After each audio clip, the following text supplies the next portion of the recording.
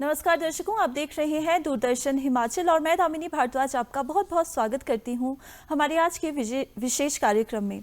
दर्शकों, जब भी हम भारत की बात करते हैं तो यहां पर बहुत से त्यौहार बहुत खुशी के साथ, हर्षोल्लास के साथ मनाए जाते हैं और ऐसे ही पर्वों में से एक खास पर्व है पर्युषण पर्व, जो जैन समुदाय द्वारा मनाया जाता है। तो आइए इसके बारे में जानते हैं कैसे इसे मनाते हैं और किस तरह से रिचुअल्स होते हैं। तो आइए अपने कार्यक्रम को शुरू करते हैं और सबसे पहले आज हम स्वागत करेंगे हमारे गेस्ट का, कृष्ण कुमार जैन जी का। तो आइए सर, आपका बहुत बहुत स्वागत है हमारे आज के कार्यक्रम में। थैंक यू वेरी मच, धन्यवाद। मैं दशरथ धर्म पर्युषण पर्व, ये दोनों पर्यायवाची शब्द हैं। ये भादों के महीने में जी हर वर्ष मनाए जाते हैं। पंचमी से शुरू होते हैं और अनंत चौदस तक 10 दिन तक ये मनाए जाते हैं। इस साल भी 28 तारीख से लेकर 6 तारीख तक मनाया जा रहा है ये पर्युषण पर्व, दशलक्षण धर्म। हमारे 2 सेक्ट हैं जैन धर्म के, एक श्वेतांबर हैं और एक दिगंबर हैं।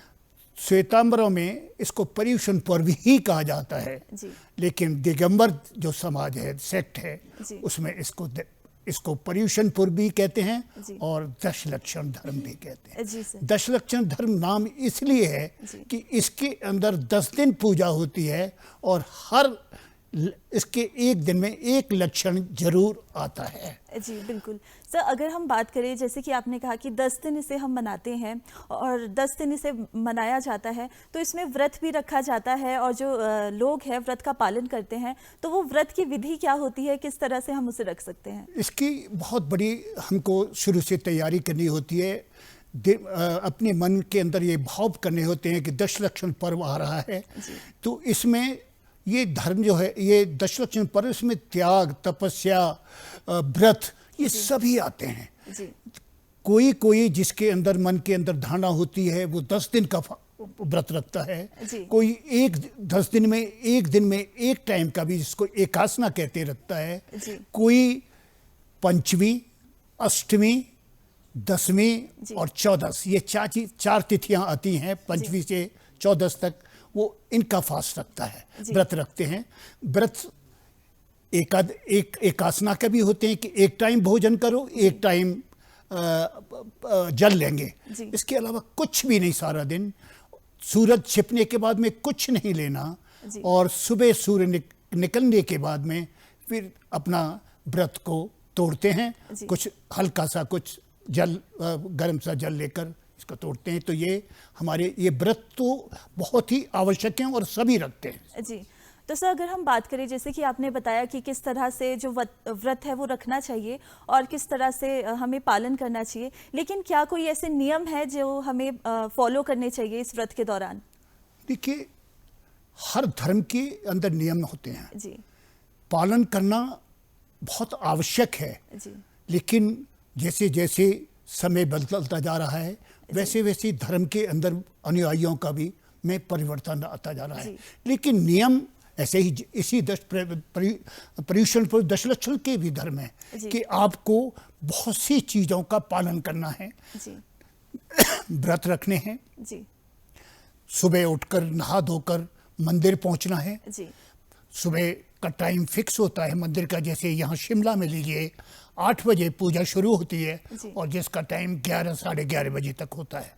इसमें हम विभिन्न तरह की पूजाएं करते हैं, विनय पाठ, दशलक्षण धर्म की पूजा, भगवान की पूजा, ये नियमित चलती है हमारी।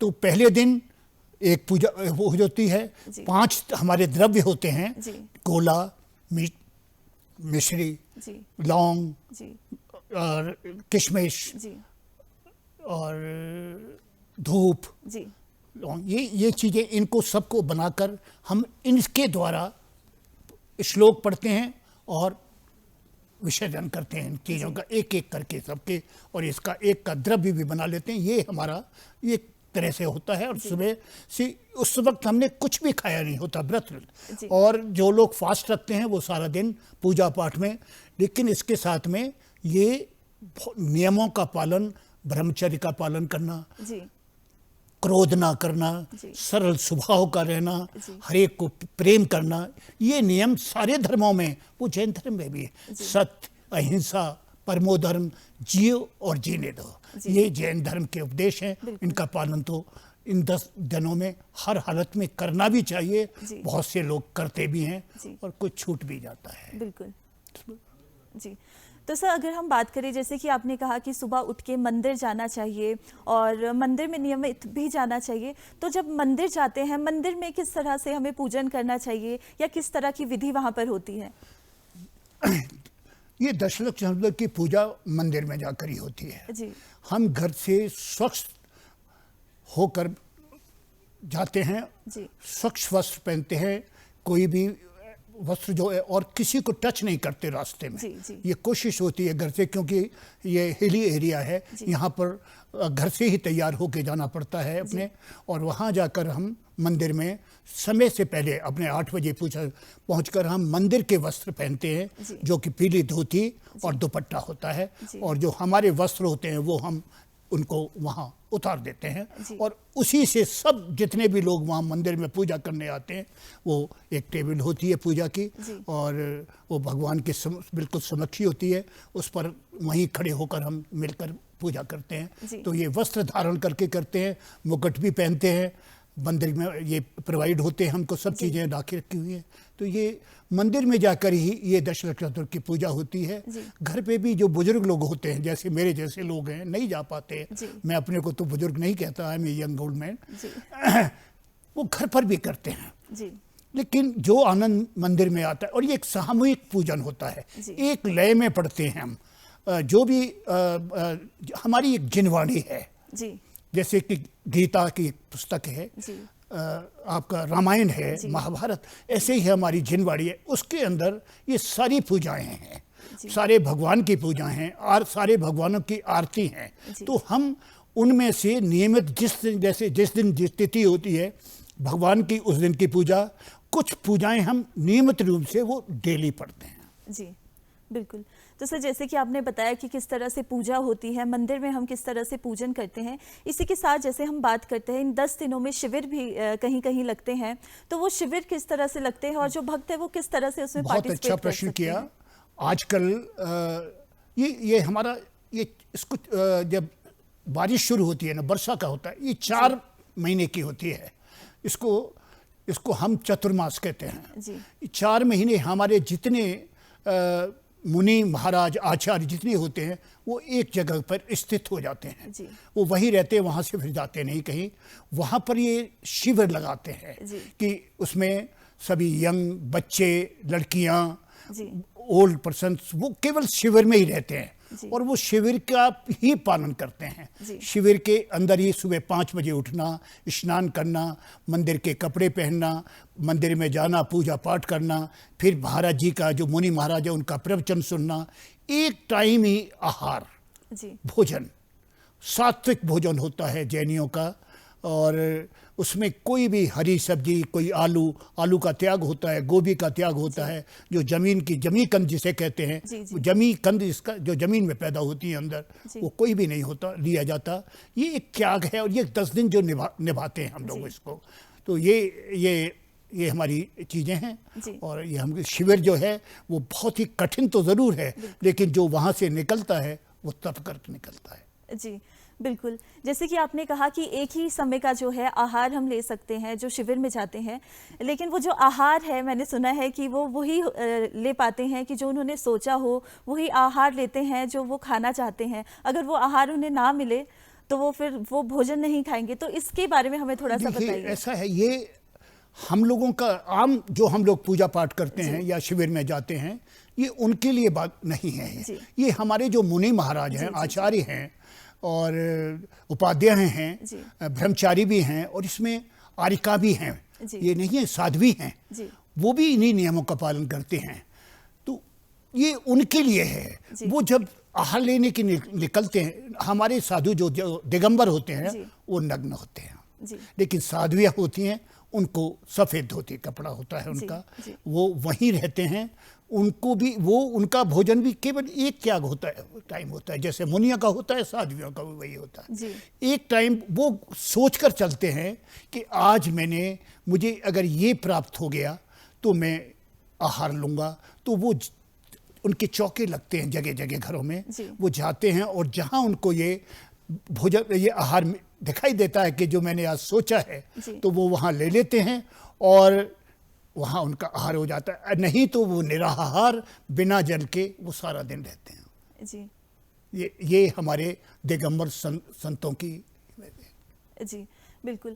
जैसे कि हम बात कर रहे हैं कि 10 दिन का ये पर्व होता है, 10 दिन इसे मनाया जाता है, तो अगर 10वें दिन की बात करें तो 10वें दिन इसे किस तरह से मनाया जाता है, किस तरह से जो परिवार है वो साथ में आते हैं और क्या खास होता है 10वें दिन पे? देखिए, जो पूजा करने के लिए आते हैं ना, वो मंदिर में आकर शुद्ध होते हैं। पहले मंदिर के कपड़े पहनते हैं और एक टेबल भगवान के सामने लगी होती है, दोनों तरफ खड़े हो जाते हैं, उनका द्रव्य वहाँ से फिर हम लोग तैयार होकर मंत्रोच्चारण करके एक भगवान को लाने के लिए एक मंत्र पढ़ते हैं और फिर हम सब इकट्ठे होकर, बाकी सारे परिवार भी आए होते हैं उसके अंदर।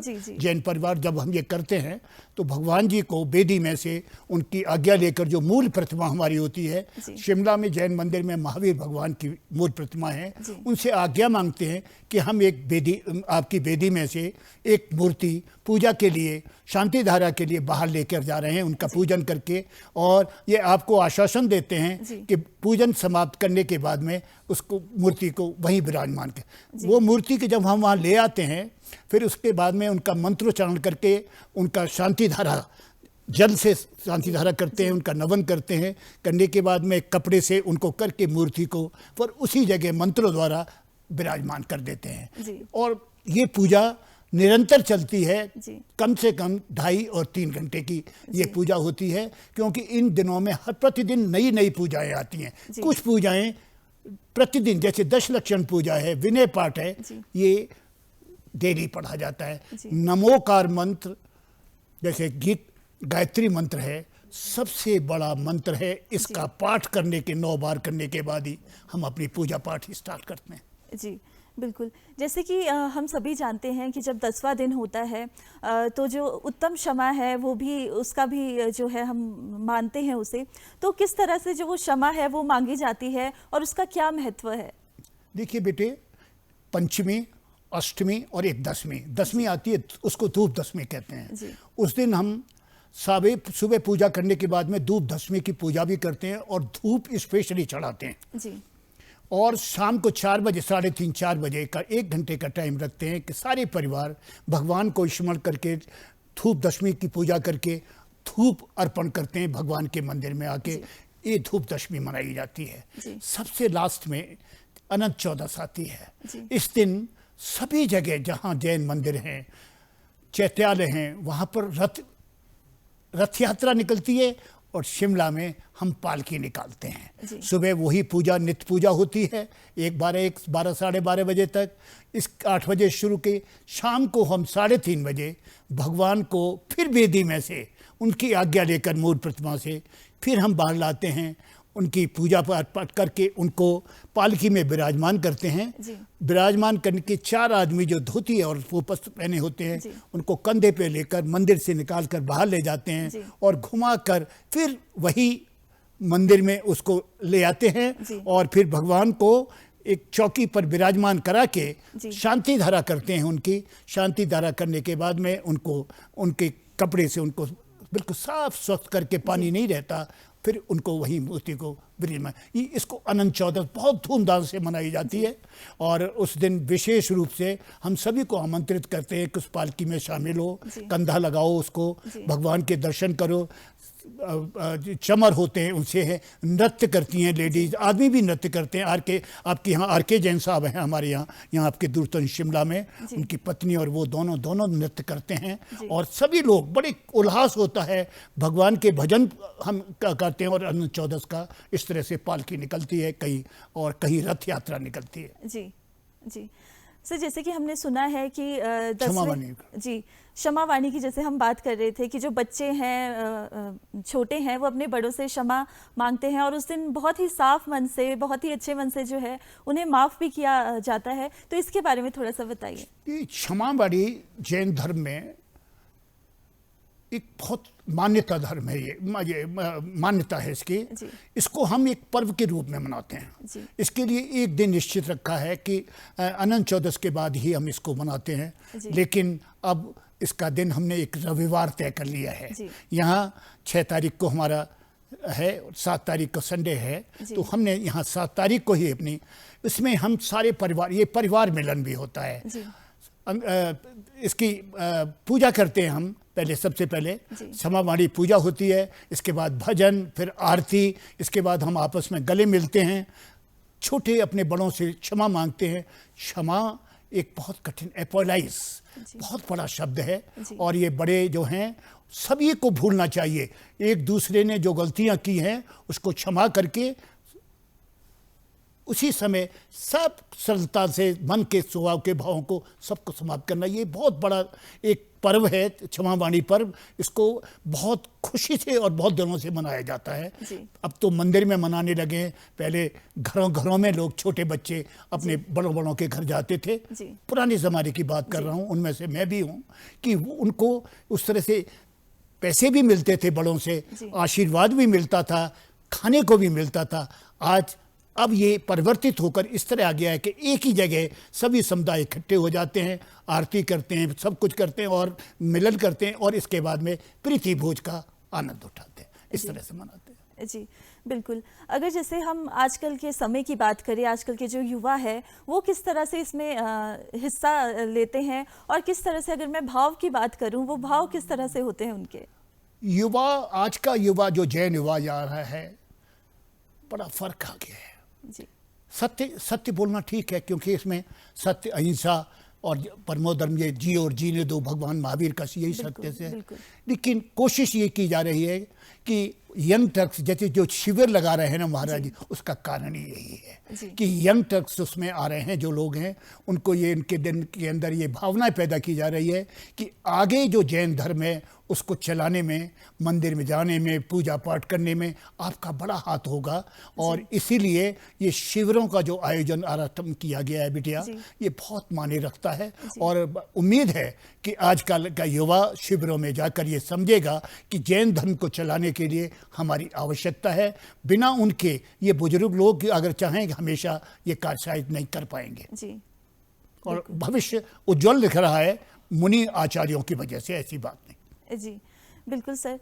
ये जैसे हम पर्व की बात कर रहे हैं, तो जो दशलक्षण पर्व है इसके अलग अलग जो है गुण है, और 10 दिन जो है अलग अलग गुणों की पूजा होती है, तो इसके बारे में हमें थोड़ा सा बताएं। देखिए, दशलक्षण धर्म 10 चीज़ें हैं इसके अंदर, इसलिए नाम ही इसका दशलक्षण पूर्व, इसकी पूजा भी है। इसके अंदर जो चीज़ें आती हैं वो मैं बड़ा संक्षेप में आपके सम्मुख रख रहा हूँ। ये सबसे पहले उत्तम क्षमा, एपोलाइज, ये एक बहुत बड़ी चीज़ है जैन धर्म के अंदर। क्षमा करना, क्षमा वाणी भी मनाते हैं।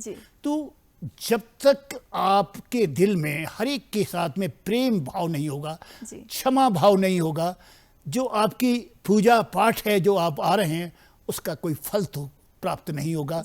तो दिल में बिना प्रेम के भाव से आना चाहिए, सरल भाव से आना चाहिए, क्षमा करके आना चाहिए किसी को कि भाई मैं मंदिर जा रहा हूँ, मेरे दिल में कुछ भी नहीं है, सबको। तो ये बहुत, ये सबसे पहला है उत्तम क्षमा मैंने आपको रखा है। इसको ये क्रोध का त्याग और अक्षय कर देना चाहिए क्रोध का, और सबको क्षमा करके भगवान की पूजा में सम्मिलित होना चाहिए। दूसरा है उत्तम मार्दव। इसमें यह है कि मृदुल भाव होना चाहिए, सरलता, सरल बोलिए, मीठा बोलिए, ये बहुत आवश्यक है। अगर आपने वहाँ क्रोध और गलत शब्द है, भगवान के मंदिर में वहाँ विराजमान है, आपको पता है ये जो मूर्तियाँ हैं ये ऐसे ही नहीं रखी हुई वेदियों के अंदर। इसको आचार्य श्री जो होते हैं वो पत्थर पाषाण से इनको भगवान बनाते हैं। ये मूर्तियाँ बनाए शिल्पकार बनाते हैं, इनको फिर रखा जाता है, पूजा पाठ होता है। आचार्य श्री अपने नेत्रों से एक बंद कमरे में इनके अंदर भगवान बनने की शक्ति डालते हैं, तब ये हम लोग वस्त्र धारण करके मंदिर के इनको सिर पे रखकर वेदियों में विराजमान करते हैं। ये पत्थर से, पाषाण से भगवान बनते हैं। इस तरह से हर मंदिर में, हर धर्म में है ये। तो ये चीजें, उत्तम मार्दव आया, ये मृदुल भाव होकर आप आइए, इसको मार्दव धर्म कहते हैं दशरथ में। तीसरा है उत्तम आर्जव। उत्तम आर्जव का मतलब है कि मन, वचन और कायसा से सरलता रखिए। बिल्कुल मन के अंदर कोई भी थी कषाय बिल्कुल नहीं होना चाहिए।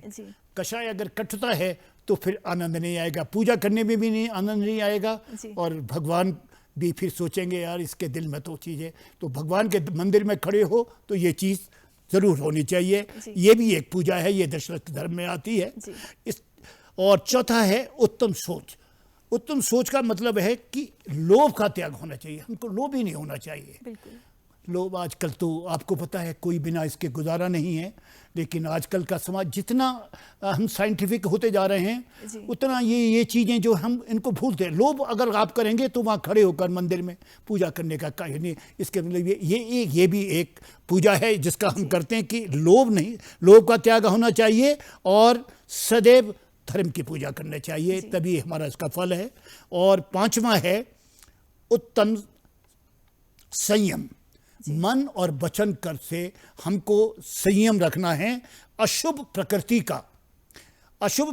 का त्याग करना है। बिल्कुल कोई चीज़ हमारे मन के अंदर, तन मन में कोई ऐसी अशुभ चीज़ नहीं आनी चाहिए। सभी समझते हैं कि बहुत सी हमारे मन में इच्छाएं पैदा होती हैं, उनको सबको खत्म मारना चाहिए अगर आपने मंदिर में जाकर पूजा पाठ दशलक्षम का करना है।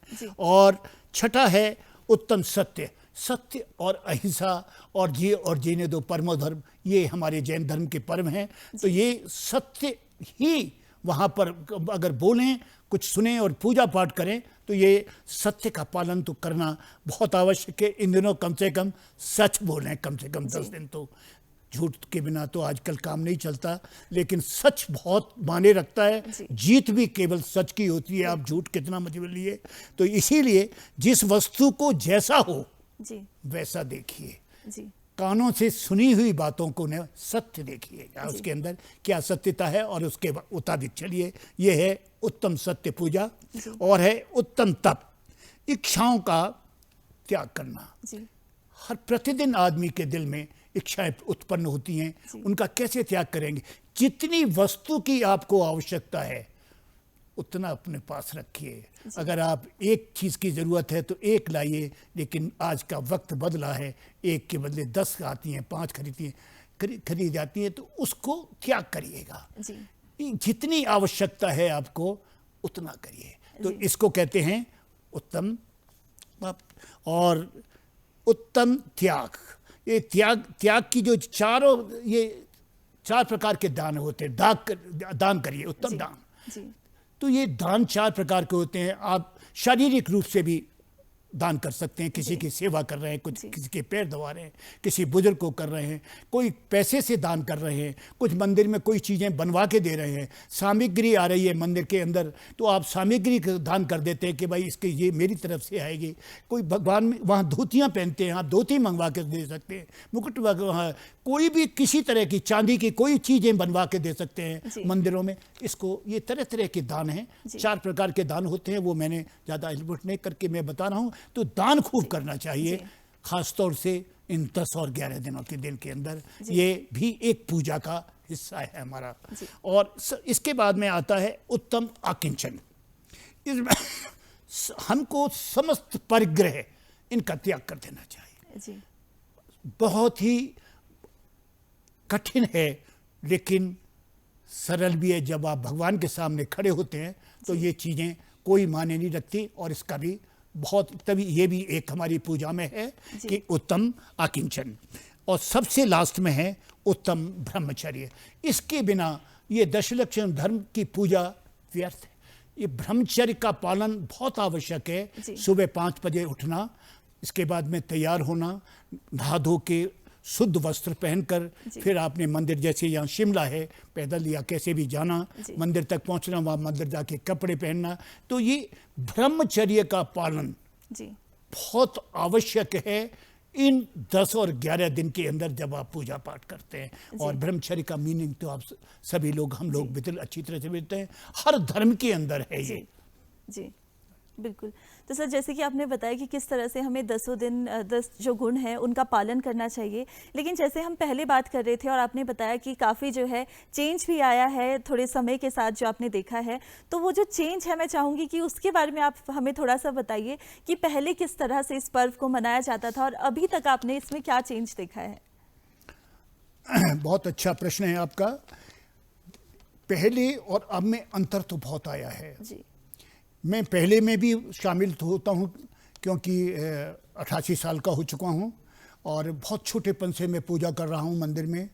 हम जब उस समय पहले करते थे तो मंदिर में ही स्नान होता था, मंदिर में ही कपड़े पहनते थे, कोई साबुन नहीं का इस्तेमाल नहीं होता था, कोई तेल का इस्तेमाल, कोई परफ्यूम का इस्तेमाल नहीं मंदिर में नहीं।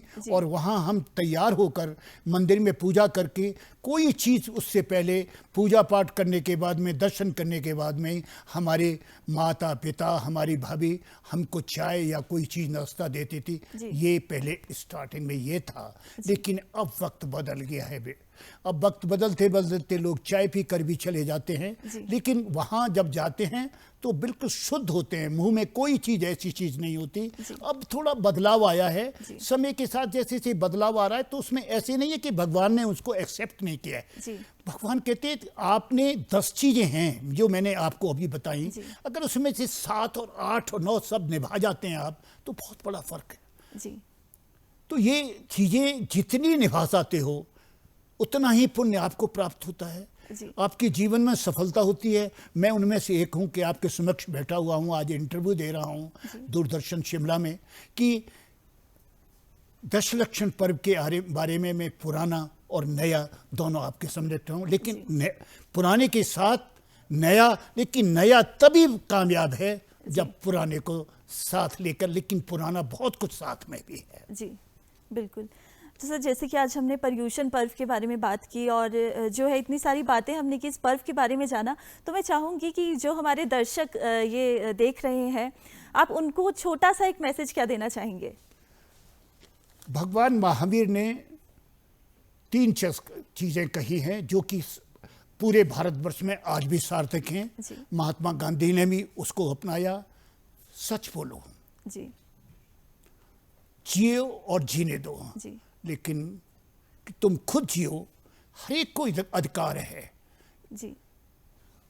तुमने, भगवान ने तुमको भी बनाया है, मनुष्य बनाया है, मनुष्य योनि में दिया है। ये सबसे बड़ी है, सबसे अच्छी योनि कौन सी है? मनुष्य योनि है। कितने जीव बने हैं, कोई सांप बना हुआ है, कोई कुछ बना हुआ है, कोई वो भगवान के, कोई पौधे बने हुए हैं, सबके अंदर जीव है।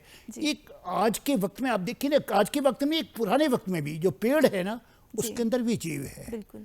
आप जब हम उसको काटते हैं उसको तकलीफ पहुंचती है, तो वो कहते हैं जियो और जीने न दो, पेड़ मत काटो। मतलब कहा जाए कि इस जो पर्व है इसमें हमें जो है अच्छे से इसे निभाना चाहिए और सबको एक साथ मिलकर इस पर्व को निभाना चाहिए। सर, समय की हमारे पास थोड़ी सी कमी है और इसी के साथ मैं आपका बहुत बहुत धन्यवाद करना चाहूँगी हमारे कार्यक्रम में आज हमारे साथ बने रहने के लिए और हमें इतनी सारी जानकारी देने के लिए आपका बहुत बहुत धन्यवाद। मैं दूरदर्शन का बहुत आभारी हूँ और आज जिन्होंने मेरा इंटरव्यू लिया है, मैं उनको आशीर्वाद भी देता हूं कि मुझे आगे भी मौका दें, और जो आज मौका दिया है उसके लिए मैं दूरदर्शन का धन्यवाद करता हूं और आपका भी, और सारे जो लोग खड़े हुए हैं उनको सबको नमस्कार करता हूं। बहुत बहुत धन्यवाद। इसी के साथ दर्शकों, मैं आप सभी का धन्यवाद करना चाहूँगी हमारे कार्यक्रम में हमारे साथ बने रहने के लिए। आप हमें हमारी सोशल मीडिया पर भी फॉलो कर सकते हैं, यूट्यूब, इंस्टाग्राम और फेसबुक पे हमें फॉलो कीजिए। आपका बहुत बहुत धन्यवाद।